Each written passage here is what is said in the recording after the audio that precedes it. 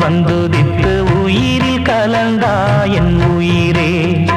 உன் பூவிழி குறுநகை அதில் ஆயிரம் கவிதையே எந்தன் வாழ்க்கையின் அர்த்தம் சொல்ல பூக்களின் வண்ணம் கொண்டு பிறந்த மகளே என் மகளே